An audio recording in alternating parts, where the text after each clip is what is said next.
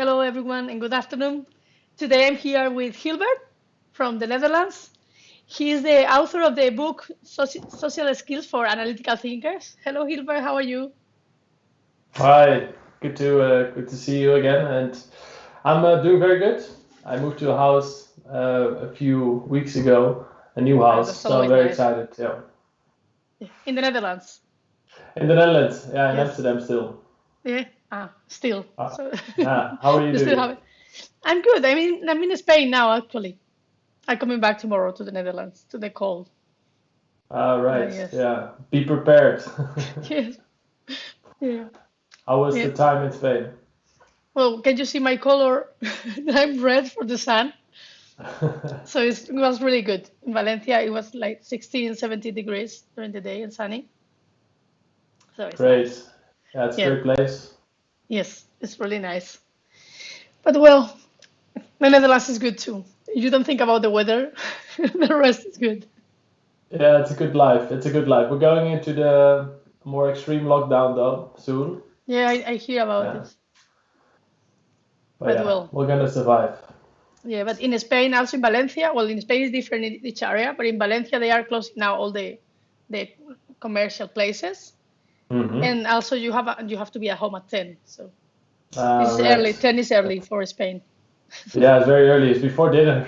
Yeah, true. So yes, but well, tell us a little about yourself and a little about your background, so then the people can know about a little about you and why you write this amazing book. Yeah, sure. So my name is Gilbert Eijkelenboom. Very difficult last name Yes. for people hosting the podcast. Many people don't even want to try.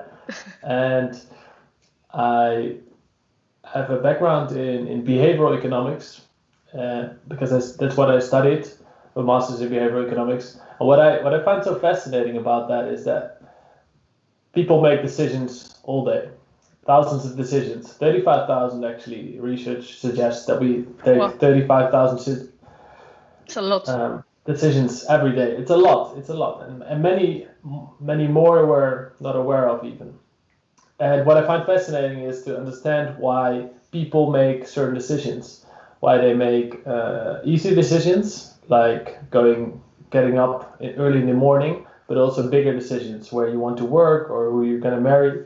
And Hmm. I think that's fascinating. And that psychology I'm very interested in and how people interact with each other.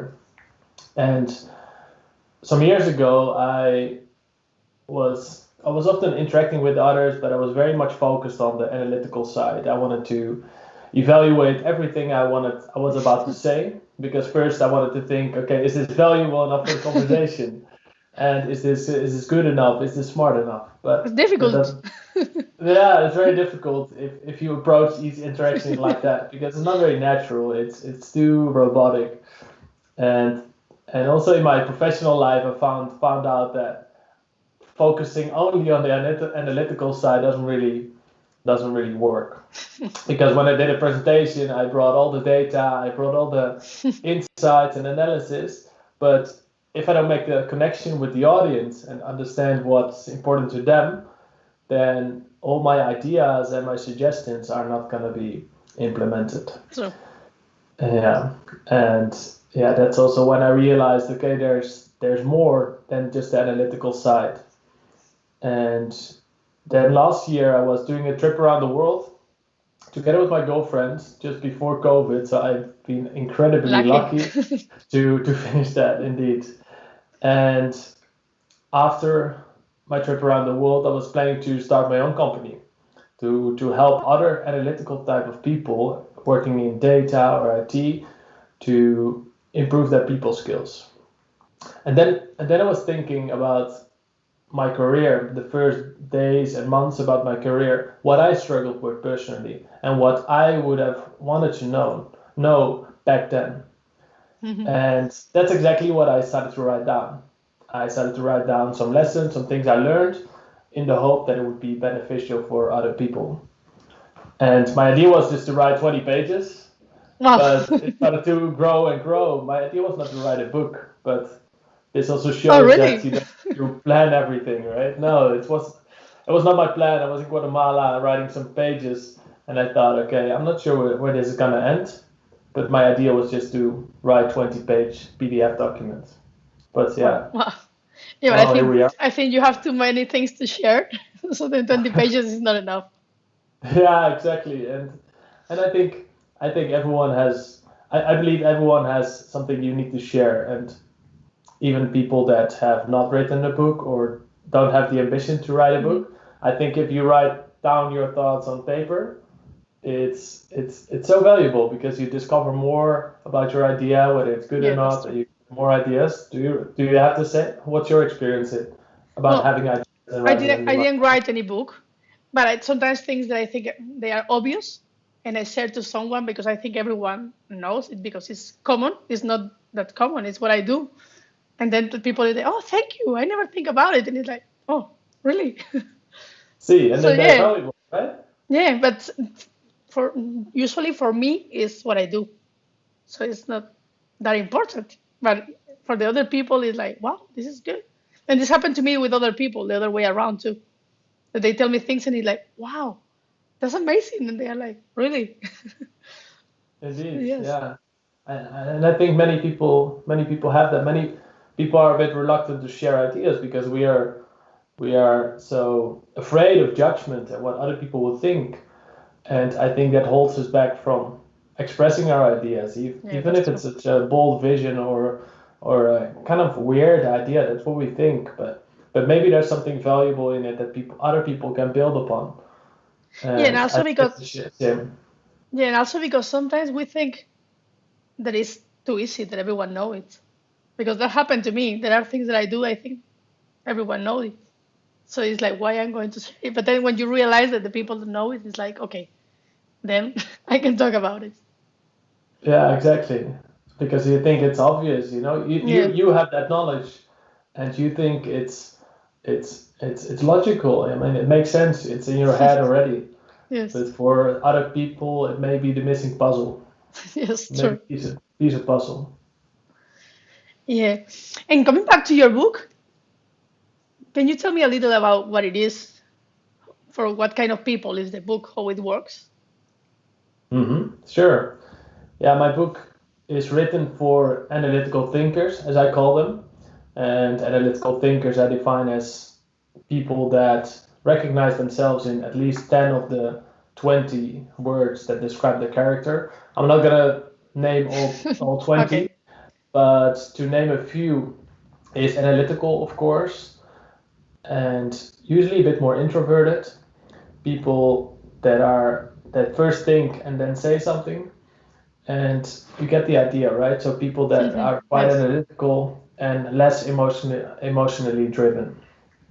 And these people, when I was doing interviews with these types of people, I also discovered that their challenges were more or less the same. And Oh, really? also when I spoke to leaders in the industry, in the analytics industry, in big data and technology, I discovered that many leaders saw this as the biggest challenge at the moment. So not the challenge of having the right technology or having the data, but more the people side of things. So how to collaborate. Hmm. Because I believe that now we get more and more information widely available, and all the different domains become so complex, we all specialize. And because we Hmm. specialize in such a narrow field, we don't have the complete picture True. anymore. So we need to collaborate with others and communicate what we do, and yeah, get that message across to other people as well. And if we don't do that, or if you fail, then nothing is gonna happen. And that's True. that's what my book is about: people skills for analytical thinkers. To help those analytical thinkers understand themselves better, their own behavior, and also the behavior of others, so they can Hmm. better communicate and also influence those people.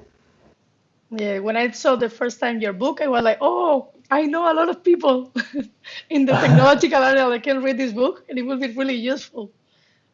Yeah, because Yeah, and what triggered you in the book?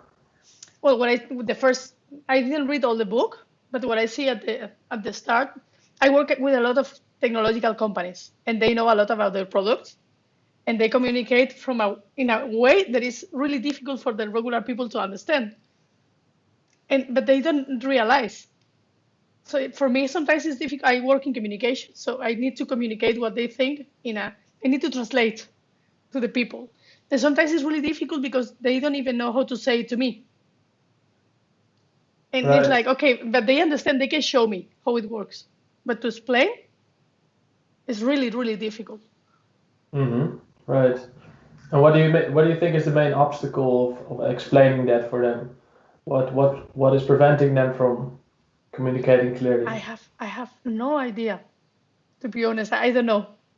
Because I know, yeah, well, what I think is because they created the tools, the things, they know it, and for them it's too easy because they know Mm-hmm. it.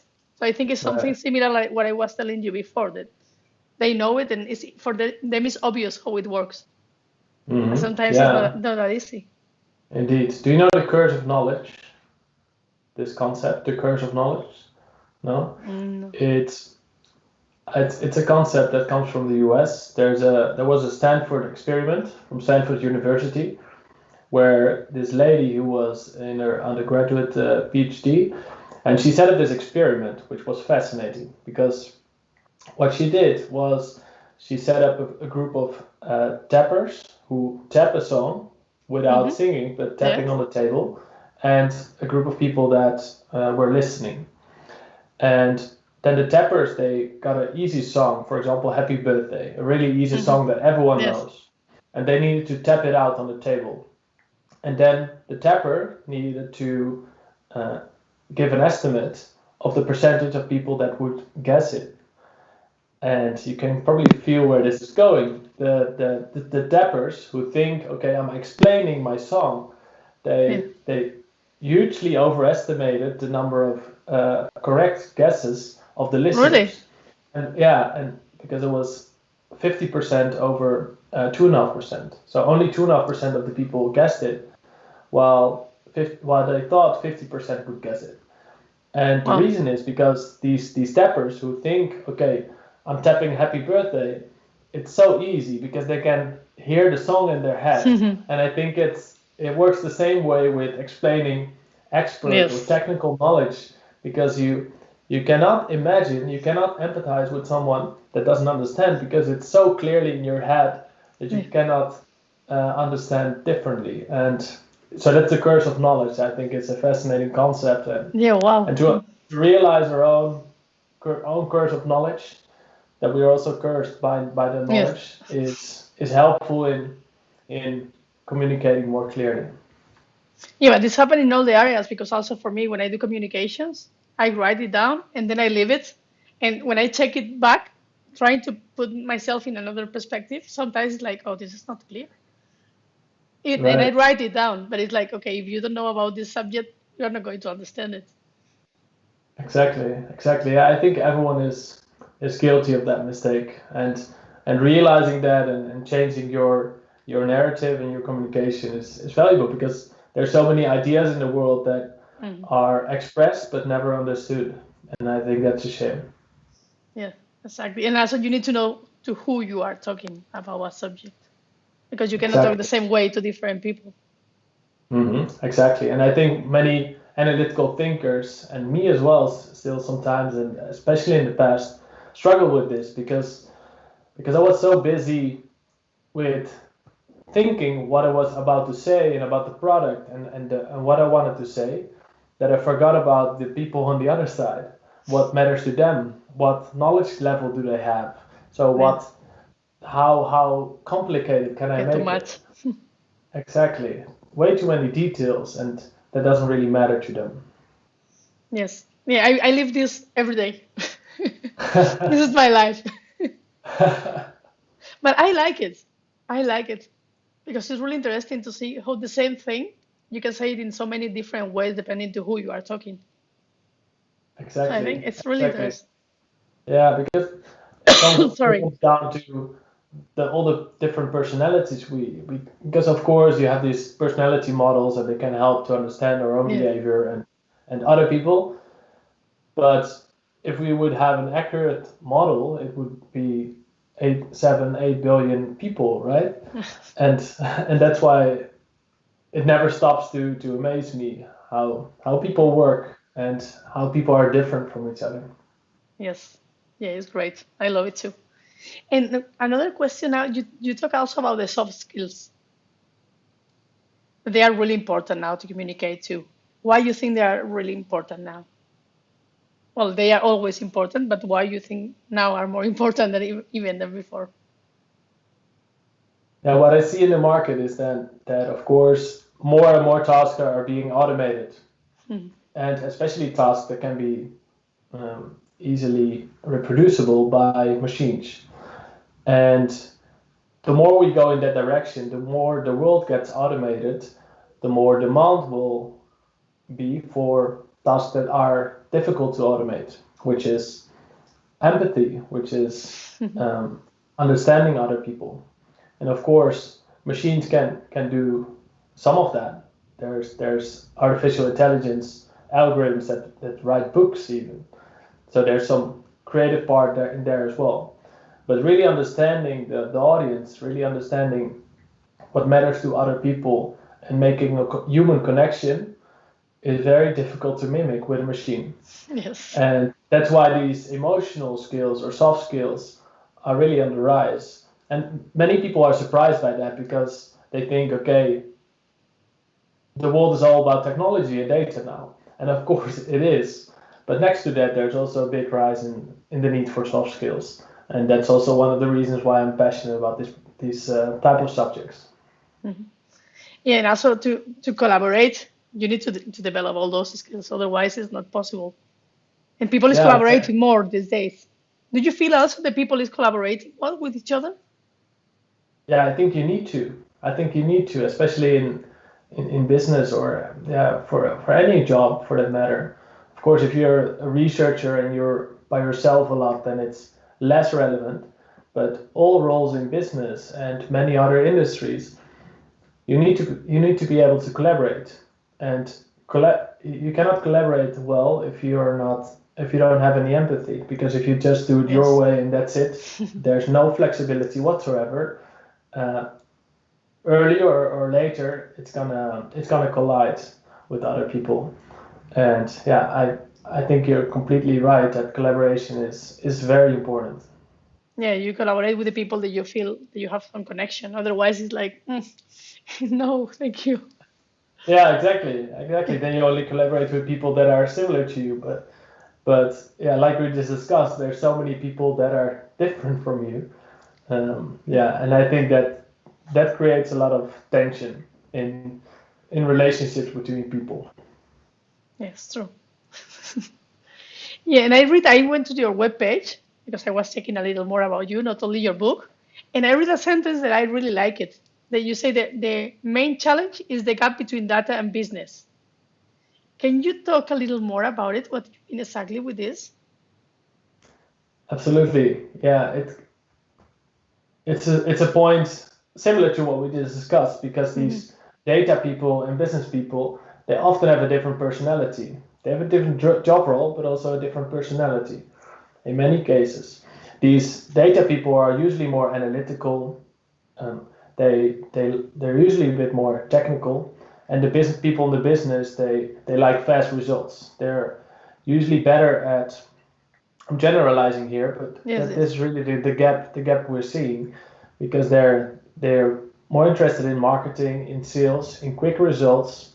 Don't want to go through all the details, shy away from the technical stuff a little, and they just ask the data people to find some insights. But even though those business people, even though they have the context, the business context, they usually throw a question at the data people, and those data people are usually quite eager and very curious people, problem solvers. So they jump right Yes. into the problem.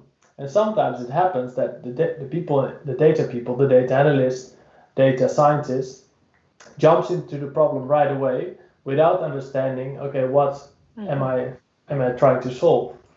And then at the end of the work, maybe after 4 weeks or a few months. Then they come together again, and the data person is telling what he or she found, but it's really not helping the business person. Mm-hmm. So there's a big disconnect in there, and I think the difference in personalities plays a big Sorry. role here. And how do you think it can be solved in some way? What can people do to make it easy? If you can say Yeah. some easy things, because I think it's not Mhm. a one day thing.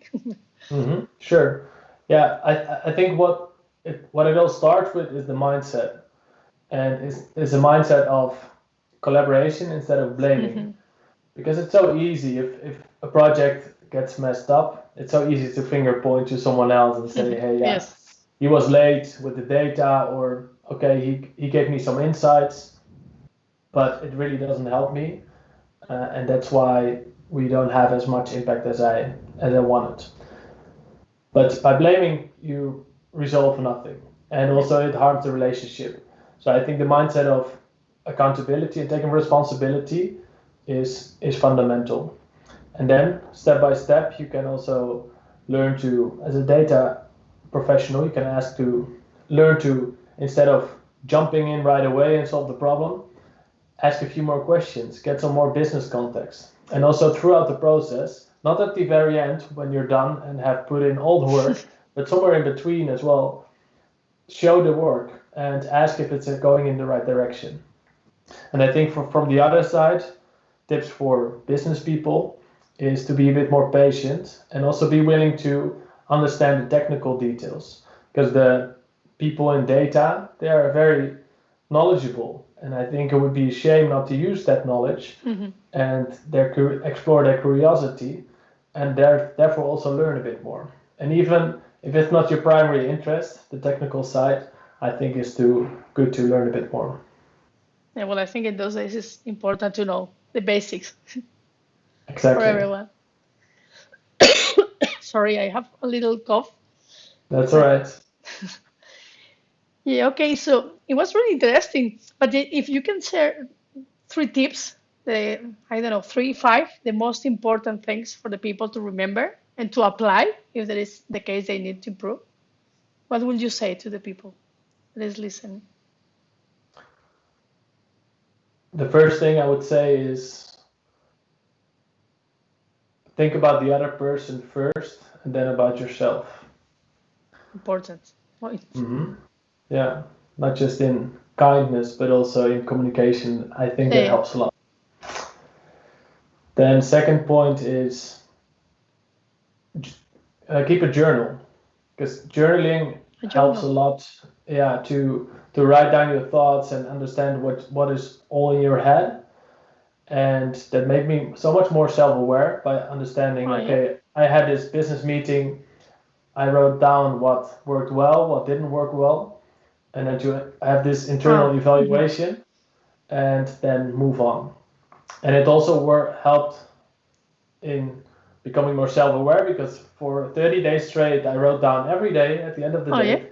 I wrote down one thing that gave me energy and one thing that drained my energy. So at the end of the month, I had 30 times was something that drained or gave me energy. And that made me much more aware of what I need to have a great day. And Oh, that that's really information, nice. of course, I can use to create my days, to schedule my day such that there's a lot of moments that give me energy, and the moments or tasks or people that drain my energy, I need to cut them out, or somehow work around it. But And this is good for that's everyone, not only for the analytical thinkers. no, for This is good sure. for I think everyone. it helps everyone to become a bit more self-aware, and Yes. journaling is incredible. Oh, that's really good.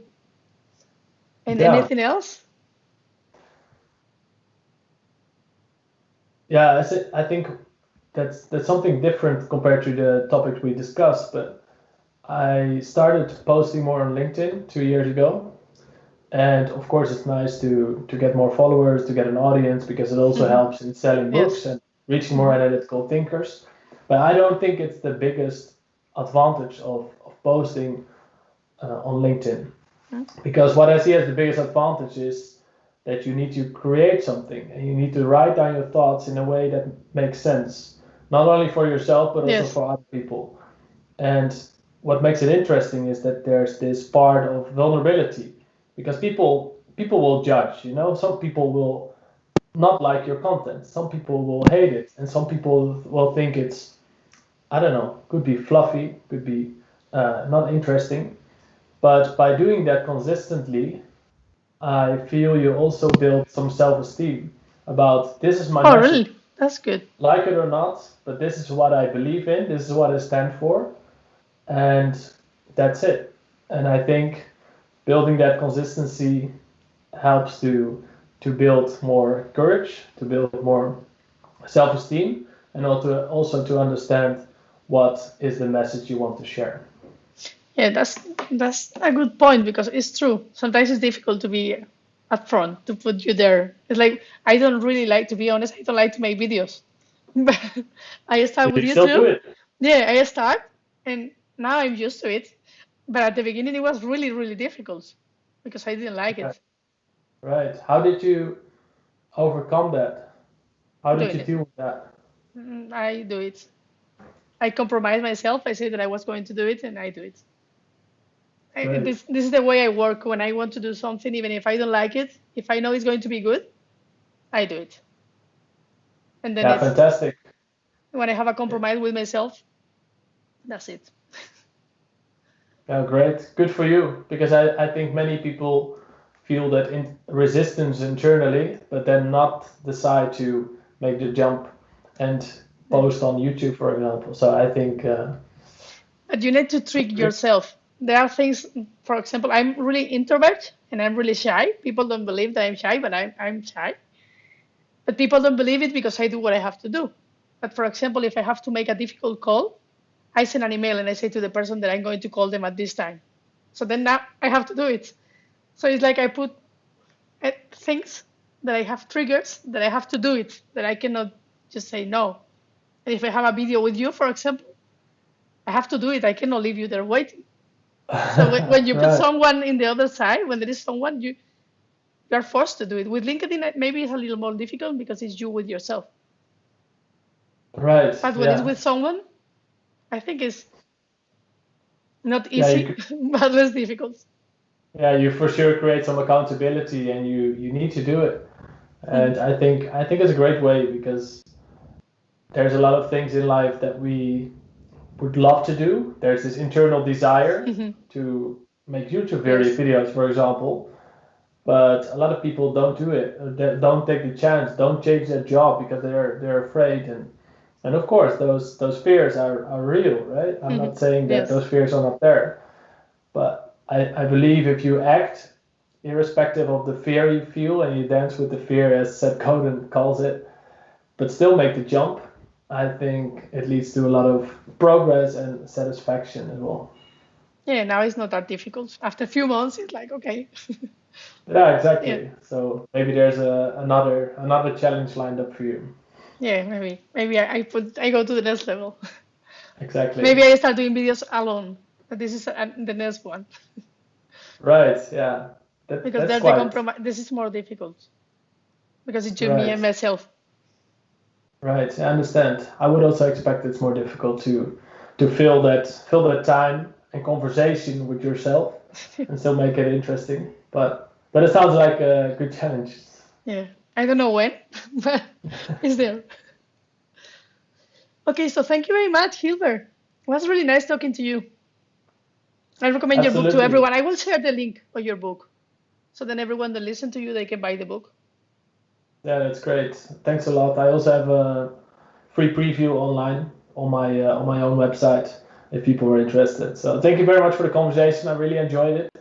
I loved Okay. speaking to someone from Spain again. I cannot wait until I will return there. I was there for 6 months in Barcelona, Yeah, and you told. I think it's fantastic. Well, it's 2 hour flight. When this Corona thing finish, it's easy. Yeah, I'll be the first one to jump on the plane. Okay, great. Okay, thank you very much and success with everything. Muchas gracias. Ciao. Adiós. Bye. Hello.